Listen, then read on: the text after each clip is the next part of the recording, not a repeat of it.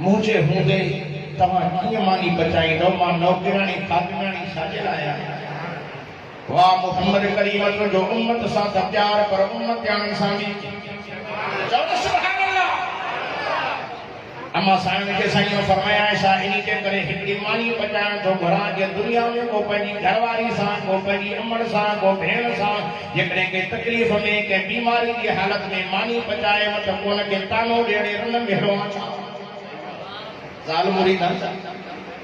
अल्लाह अल्लाह मां मोहम्मद इन्हीं जे करे हथ सां हिकु मानी पचायां थो जेको मानी पचाए पंहिंजी घरवारी सां पंहिंजी भेण सां बीमारी की तकलीफ़ जी हालत में हथ बंडराए ॼणो मां मोहम्मद जी सुन्नत बि अदा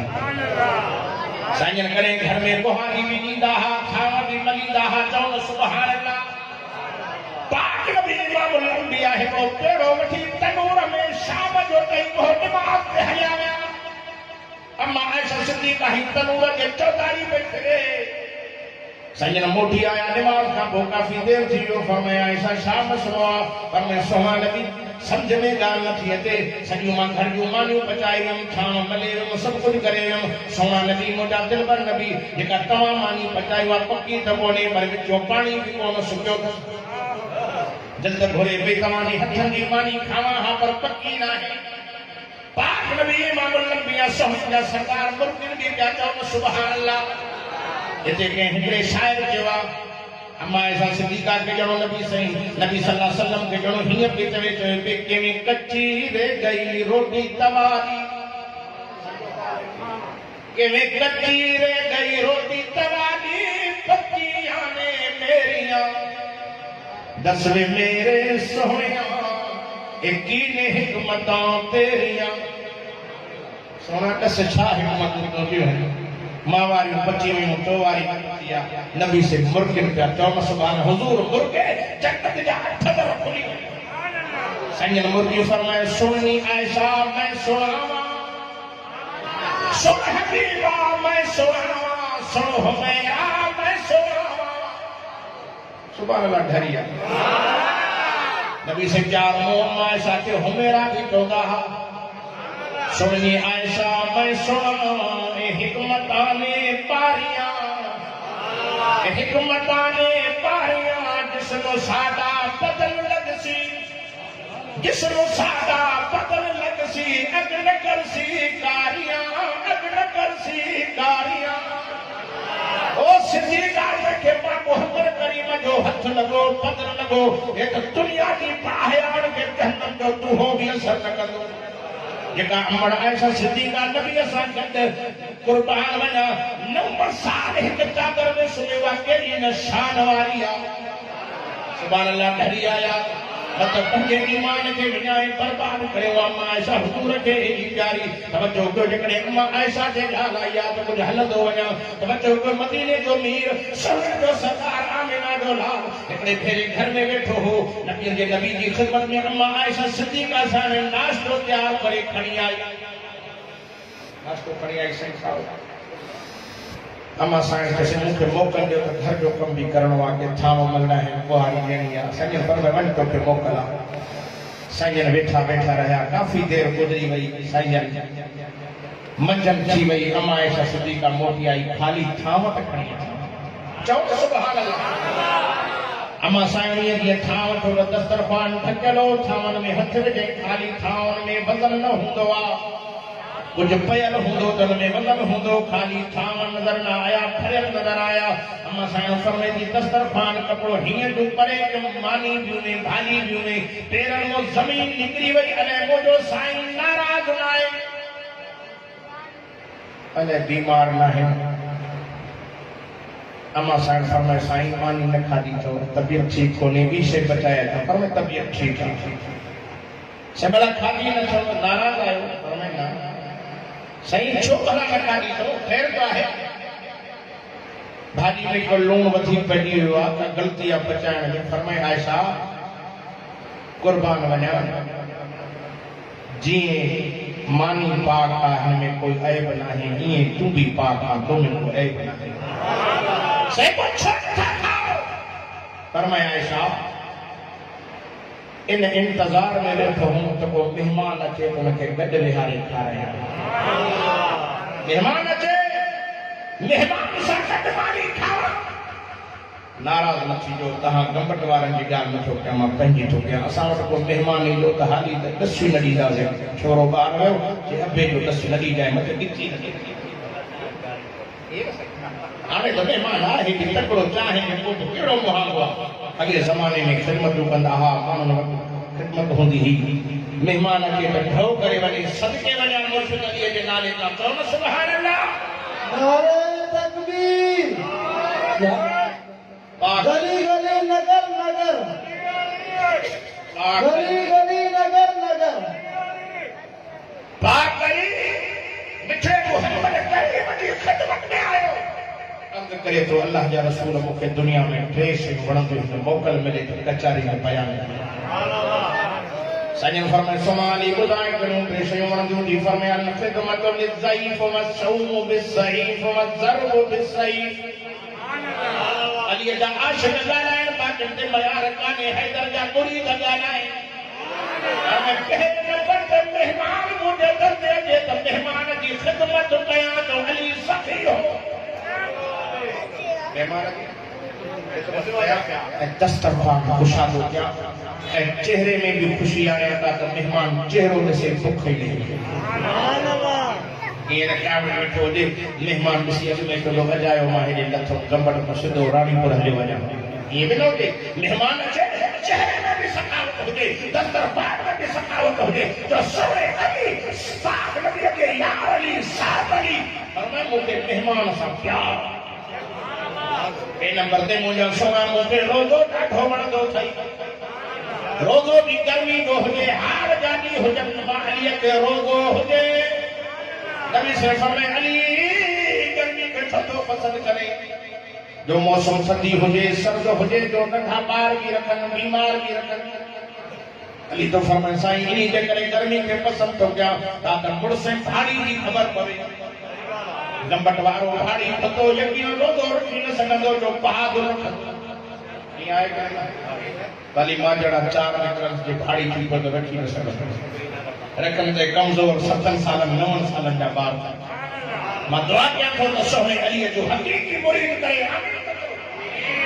टे नंबर ते मौजा दिलबर नबी मौजा सोहना नबी मूंखे इहा शइ वणंदी आहे तो मोहम्मद करीम खे न मञण वारो मुंहिंजे साम्हूं अचे तलवार मां अलीअ जी हुजे फेराए मुंहिंजी धड़को धार कयां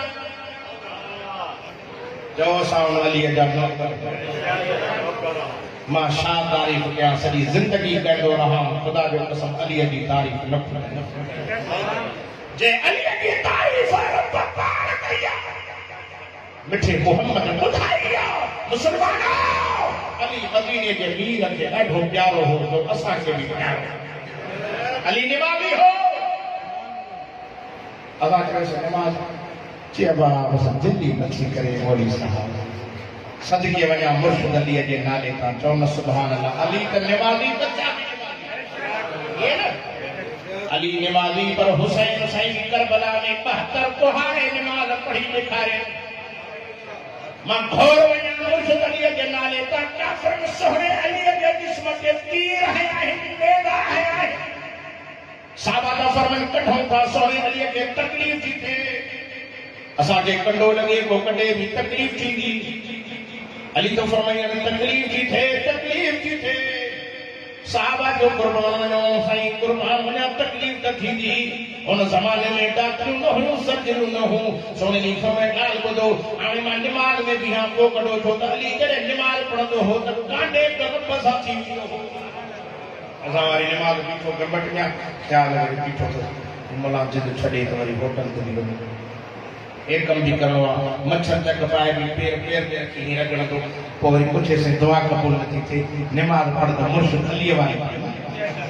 साहब फरमाए तो सोए ये नमाज नीति असा पर उठी मुबारक मोती रंगे दा कढया से पर सबे बराबर तो सुसराट भी न भरियो रंग कटो लगे पर तकलीफ थी आराम से साहब फरमाए कढो थे चुरपुरी नाम दो सलाम मराए पुछण लगा भला जो खबर तीर न कढियो साहब फरमाए ताली पहिरीं रकात न कढियो से जमीन ते रख ॾिसो था तव्हांजे जिस्म मां निकिरी अली तो फरमाए कसम अल्लाह जो मुखे कुर्बान वना मच्छर जे चक्कर जेतरो ईज़ार न आयो आ सो अली जो अल्लाह सा ताल्लुक हो रब जी कचारी में हो मुसलमानों एड़ी नमाज पढ़ो जो खुदा सा कचारी जो करे पर जे कमजोर है एतरो तो समझो अल्लाह मुखे दिसे तो एड़ी नमाज पढ़ खुदा जो कसम आदम लिखो आ सूरत फातिहा को 7 आयतूं जे पहली रकात में नमाजी किए तो पढ़े तो अल्हम्दुलिल्लाहि रब्बिल आलमीन फातिहा सूरत जो आयतों भी 7 आसमान भी 7 पहली आयत पढ़े तेरो आसमान टपियो बी आयत पढ़े बियो आसमान क्रॉस करे वियो टी आयत पढ़े बियो आसमान क्रॉस करे वियो अड़े नमूने 7 आयत पूरी कयो 7 आसमान करे क्रॉस करे वियो निमाज़ी अल्लाह की धोली में सदो तो करे वो जेड़ी दुआ घुरंदो भी तो अल्लाह वट दुआ कबूल थी एड़ी नमाज पढ़े मुर्शिद अली वाली नमाज तो अली अली या तो सुभान अल्लाह मां शाहिद की तारीफ कया बाजो हैदर करार की अम्मा की तारीफ तो क्या चो सुभान अल्लाह वा अम्मा साहिब बीबी आयशा सिद्दीका रज़ियल्लाहु तआला अन्हा तो सुभान अल्लाह बिठिया मतो संग फरमाए आयशा जे चले त तुजो मोहम्मद मानी खाए तुजो घोट मानी खाए तो मानी देवे त मां मेहमान बोले तो मेहमान बोलन वीदा आयो भी ठीक है ना आयो किताबन में के तो संजन गर्मी की मौसम अल्लाह संजन मेहमान बोलन निकता अचे तो गर्मी में हुजूर सही 28 माइल पंध कयो तो को मानू मिले तो के वठी मानी खाराया ये जो निसन त परे को गर्मी की मौसम में को जवान अचे तो जे देखे गर्मी में कंबल वेढ़ला माता का पुछा तो बाज को गर्मी में कंबल वेढ़े पुतान के बीमार समझंदो सेहतमंद पर जे सर्दी की मौसम में लटाई लाए करे को न के ता सेहतमंद समझंदो तो हे भी बीमार ऐ साईं डिठो तो बीमार असा तो बीमार के हथ मिलाने लागी तैयार न हाने तो एड़ो हलाए के जो कने शू जो रब रहम करे जे कोरोना वायरस तो हथ न मिलाए डिठो अगे साल इंडिया वाला मुसलमानों के मस्जिदन में टपड़ में प्याले न लठियों मारूं देन पिया ये ॾिठो पिया हाणे की फेसबुक जी दुनिया में विचारन के कुटन पिया हाणे जी ॾिठो रब जी कहर जो रबड़ जो आयो त मस्जिदन में ऐलान करे मुसलमान के चवन था हलो नमाज पढ़ो असा लाए दुआ करो रोटन ते नमाज पढ़ो उहे भी पाण वेठा इंतजार था कर त कडी अल्लाह दुआ कबूल दे अदा काफर भी बजो पर मुसलमान अजा दसो खुदा जो दर छड़ो थी खुदा जे दर वट अच बीमारी ॾियण वारो भी हो त हटाइण वारो इन्हीं मौजूद ते वठो हाथ वठो पियो मुसलमानो पाक नबी दा परवानो मिठे मोहम्मद अरबी दा दीवानो साईं जो ॾिठो बीमार आ त साईं हुनखे सॾण लॻा पर मैं ओ कबर वारा बीहो त सही असां बीमार ॾिसी भॼंदासीं मटण वारी बीमारी चिपड़ी वाह मोहम्मद तुझे नाले का सदके वजन चौमस उन जो सोने नबी के ॾिठो त भॼण लॻो संगन सजन पिया पयो कढ पिया वञनि पर हो भॼंदो पियो वञे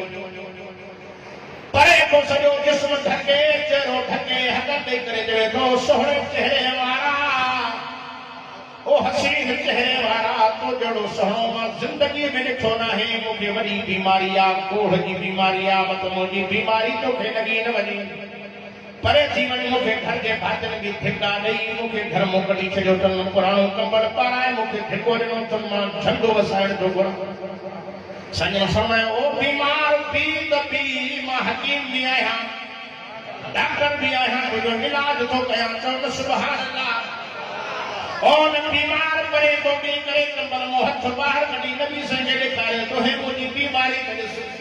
नबी सोने जो ॾिठो तो सॼो हुन जो हथ जीतन सां भरियो पियो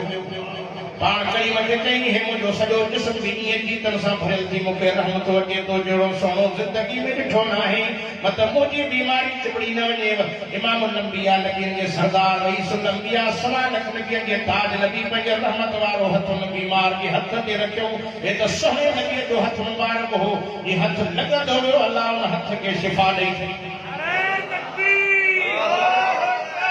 चमके पियो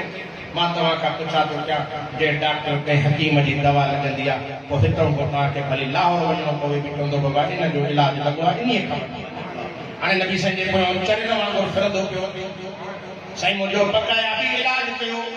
नबी सल्लल्लाहु अलैहि वसल्लम जरा फरमाए हल मां मोहम्मद करीम जी केले निकते तो के दवा लिया चौन सुभान अल्लाह ओ बीमार दवा भी दी दो मां इलाज भी कर दो मां इलाज करन का तो के मानी भी खाराई दो मानी खाया का तो के स्वारी भी दी दो मुझा थो जो भली हलियो मन जाई तवा जे गंबट में को एड़ो को हकीम आहे एड़ो को डॉक्टर जो दवा भी मुफ्त में दे मानी भी खाराए वरी स्वारी मिले त बाबा हाणे मरीज पंहिंजे ॻोठ वञे वाह मिठड़ा नबी तुंहिंजे नाले खां सदके वञा चओ सुभान अल्लाह साईं पंहिंजे वठी आया दरबार में फरमाए अबू बकर जी साईं जी मुंहिंजा हबीब जी मुंहिंजा दिलबर नबी फरमाए सिद्दीक़ जल्दी कर देर न कर मट पानी जो भरिया ओ अबू बकर तो कंप्यूटर आज डॉक्टर मां मोहम्मद करीम हिन मरीज जो इलाज करणो आ ये शागिर्द मुंहिंजो हुजे या तो जड़ो हुजे मुर्शिद मुंहिंजो हुजे तो जड़ो मुर्शिद हुजे मां जड़ो मुरीद हुजे आ त पुछियासीं एॾो मट पाणी जो छा कंदो जग चो गिलास तो भरे अचा न हिन खे जल्दी में भॼंदो वियो मट पाणी जो भरे आयोसीं हुकुम कयो छा करिणो आहे फरमाए अबू बकर मां मोहम्मद डॉक्टर आ तू कंप्यूटर हाणे ही करण जे मथों पानी हारी दो वञे हिन बीमार जे मथों हथ मां मोहम्मद करीम घुमाईंदो तो वञा त शिफा अल्लाह दी सिद्दीक़ साईं फरमाए अबू बकर कीअं कुर्ब सिद्दीक़ साईं फरमायो साईं कीअं थींदो बाक़ी मां नौकर साजो आहियां गुलाम साजो आहियां ए जीतन में खड़ियो पियो आहे तव्हांजो हथ मुबारक वॾो शान वारो कीमती हथ मुबारक आहे हाणे ही जो पाणी तव्हां हारियो हथ माथो घुमायो कंप्यूटर जो कमु आहे त हुनजो फटो साफ़ करे जिस्म तो इहे मरम पटी करे साईं तव्हां पाणी हारियो हथ माथो घुमाया साईं फरमाए अबू बकर तुंहिंजे हथ मां मोहम्मद करीम जे हथ में आसमान ज़मीन जो फ़र्क़ु आहे तुंहिंजी टूटिया पाणी हार हथ मां मोहम्मद घुमाईंदो थो वञा त शिफा अल्लाह दी अबू बकर साईं पाणी हारींदो वियो नबी से हथ घुमाईंदा विया ये चोटीअ ते चंड वांगुरु चमके साईं फरमाए अच भला तोसां वाइदो थियल हो मां सां गॾु मानी खा असां चवंदा भाई हे असांजे मज़हब जो न आहे वाणियो आहे असां सां मानी न खाए हुन त नबी से ते कलमो न पढ़ियो हो साईं काफ़रनि सां बि प्यार असां दुनिया में फितना फसाद वधाए छॾिया असां नफ़रतूं फैलाए घर घर में खेड़ा विझी छॾियासीं पाक नबी इमाम लंबिया सां गॾु मानी खाधई नबी से फरमाए तोसां वाइदो साॻियो आहे जल्दी कर स्वारी थी ॾिनो सॼण उथड़ी जी स्वारी ॾिनो त फरमाए पुट हाणे उथड़ी ते चढ़ी पंहिंजे ॻोठ वञ रोए पियो जेसिं तव्हांजो नालो छा आहे फरमाए मुंहिंजो नालो मोहम्मद छा कंदा हो सॼण फरमाए मां अल्लाह जो आख़िरी नबी मोहम्मद करीम आ मां माण्हुनि खे कलमो पढ़ाईंदो आहियां कलमे पढ़ण खां पोइ जन्नत जी ज़मानत बि ॾींदो आहियां वो नौजवान रोई तो चले सवा को कुर्बान वञा देर न कयो मूंखे कलमो पढ़ायो न साईं कलमो पढ़ायो कलमे पढ़ण खां पोइ यकीनन जन्नती बणजी वियो नबी साईं फरमाए पुट हाणे उथड़ी ते चढ़ ॻोठ वञ ते सोना ॻोठ में वेंदुमि अबे उमर जे न वेंदुमि तो मोहम्मद जी ख़िदमत में ज़िंदगी गुज़ारींदुमि नबी साईं फरमाए पुट मुंहिंजी ख़िदमत जी ज़रूरत न आहे दीन जी ख़िदमत जी ज़रूरत आहे वञ पंहिंजे ॻोठ वञी करे कलमे जी दावत जो ऐलान कर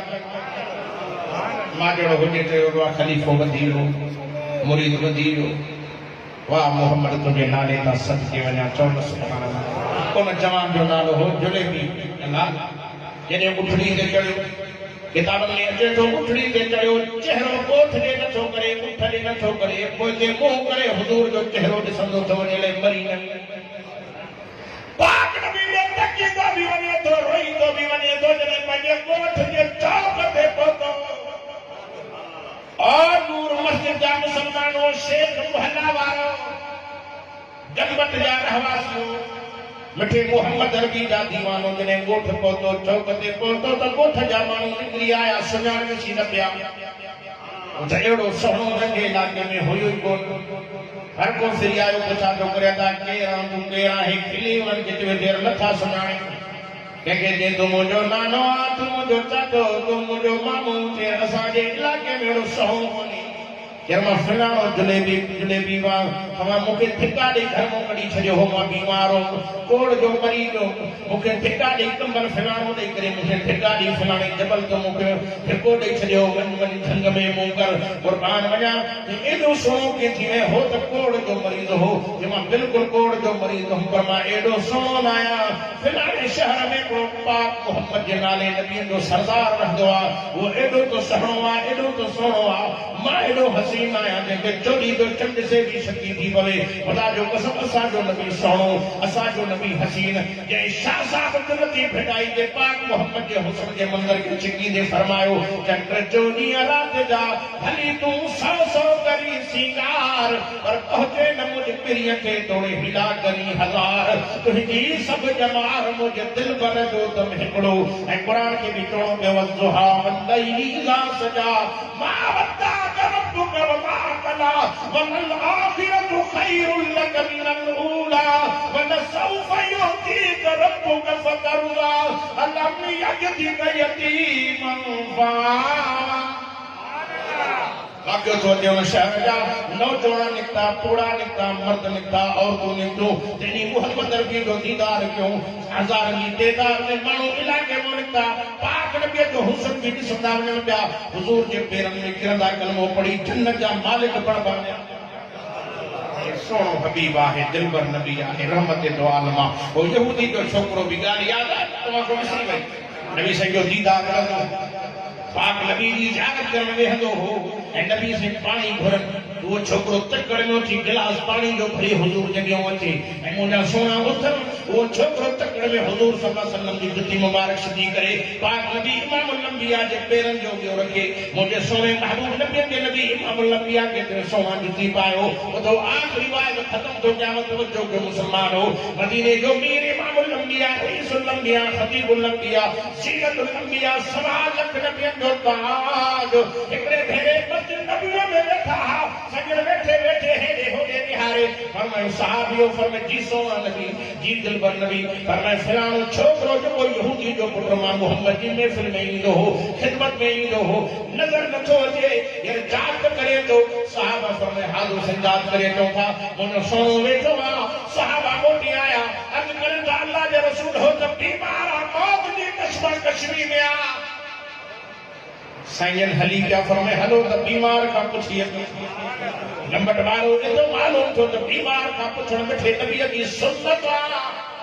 असां जेको वेठो दोस्त को माइट को बीमार हुजे मचाॾ ते पुछण वञूं त हे असांजो दुश्मन हो ऐं असां सां कोन लॻे कि असां छो वञूं त मदीने जो मीर सोनो मोहम्मद अरबी ये रस्ते सां वञूं, हुजूर साईं जे पेर मुबारक खे जुती पाक मोहम्मद जी जुती मुबारक खे पेर खे ज़मीन जी चुमियूं पाईंदी हुई। मुंहिंजो सोनो हबीब जॾहिं यहूदी जे दरवाज़े ते पहुता, पाक नबी इमामुल अंबिया हिकिड़े पासे ॾो छोकिरो सुतो पियो हो, ॿिए पासे ॾो उनजो अबो वेठो हो, मुंहिंजो सोनो हबीब उन छोकिरे जे मथो वेही करे फरमाइनि था कुर्बान वञा कोटरा, पाक नबी इमामुल अंबिया जे चेहरे ॾे तकनि था, ॿी हुनजो चवे थो साईं अॼु 4 ॾींहं गुज़री विया आहिनि, मुंहिंजे पुट न खाधो आहे न पीतो आहे न अखियूं पटे मारे तके थो। साईं फरमाए कुर्बान वञो, ओ छोकरा अखियूं त खोल, मां मोहम्मद करीम आयो आहियां। किताबनि में अचे थो उन छोकिरे अखियूं खोले हुजूर जे चेहरे अनवर जो दीदार करण लॻो। पाक नबी इमामुल अंबिया खे ॾिसण खां पोइ अखियूं बंदि करे सुम्ही पियो, ॼणो कंहिंखे ॾिसणो ई न आहे, मिठे मोहम्मद जे ॾिसण खां पोइ का शइ ॾिसणी न आहे, बसि मिठे मोहम्मद जो चेहरो ॾिठो, बसि सभु कुझु थी वियो। नूर मस्जिद जा मुसलमानों, पाक नबी जा परवानो, अल्लाह ताला जी मोहब्बत खे क़बूल करे आमीन। बस मां जल्दी पंहिंजे मौजू खे निपटाया तो तवज्जो को ख़त्म थो कयां। आख़िरी जुमला पाक नबी इमामुल अंबिया सोने नबी रहमतुल्लाह अलैहि यहूदी फरसान जो अबो वेठो हो, तौरात हथ में संजय फरमाए छा थो पढ़े, ये तू असां के बीमार दे सकरात वारे दे यासीन पढ़ंदा हूं, कुरान पढ़ंदा हूं, वो तौरात पे पढ़े पंहिंजे पुट जे मथों। मुंहिंजे नबी फरमाए दे ख़बर यहूदी इन तौरात में दे ख़बर मां मोहम्मद की तारीफ़ आहे कि न कोन। वो यहूदी त हुजूर ते सड़ेल कटल हो, नबी साईं खे चवे थो मोहम्मद करीम तारीफ़ छा, पर तो मोहम्मद जो नालो ई कोन्हे। अल्लाह से छोकरे खे ताकत ॾिनी, छोकरो उथी वेही रहियो, पी के चए बाबा कूड़ न ॻाल्हाए अबा, इन मोहम्मद अरबी जी तारीफ़ मां तौरात पाण वर्ग वर्ग ते सिट सिट ते मोहम्मद की तारीफ़ इन सोहरे सजन की तारीफ़ ही तारीफ़